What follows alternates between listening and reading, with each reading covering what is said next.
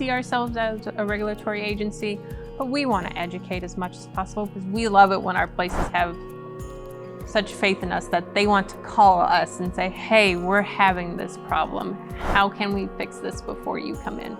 We want that type of relationship versus us just going in and saying, hey, you're doing this really wrong. Now we have to write you up for it. Instead, we can be like, hey, this is what we talked about. Good for you on taking the initiative to get it corrected before it can become a problem. You should definitely look into making sure you have a business plan put out and looking to see what type of applications you would need from your local health department. And two ways to do that is you can look at the health department's website. Many times they'll have their applications posted there. And you can talk with your small business center to see if they have any business plan models that you can look at to help you get set up. So your kitchen is going to differ based on if you are, say, a convenience store versus a restaurant. So a restaurant, you're looking at a minimum having things like a 3-compartment sink, a mop sink. You want to try and have as much commercial equipment as possible for your refrigeration and cooking units. Whereas with a gas station, you just may need your hand wash sink and your 3-compartment sink and your mop sink and nothing else. So it's all going to depend on what type of business you're going to have regarding food.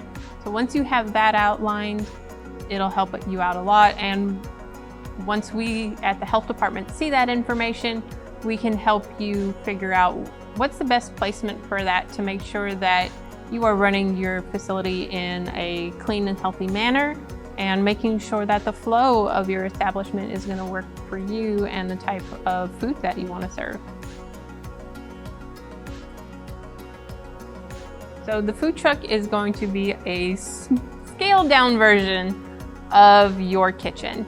And that's one of the things also that's not realized a lot with mobile food trucks is you need a kitchen point of base.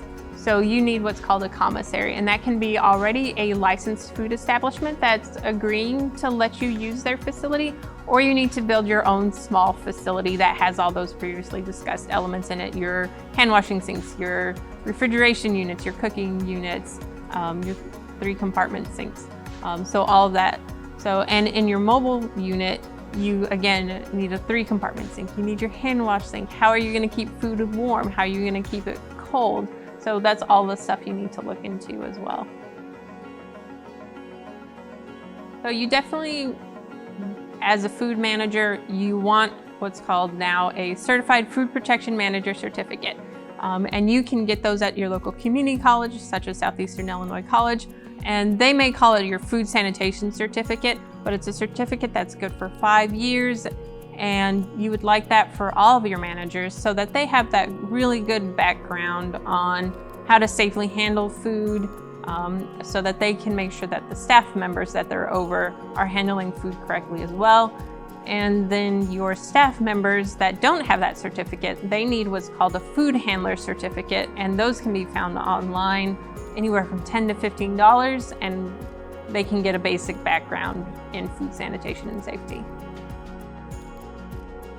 So during an inspection, an inspector will come in and check for the overall cleanliness of the facility. But we also look to educate the staff and the managers of the facility, saying this is why we're looking at this a certain way.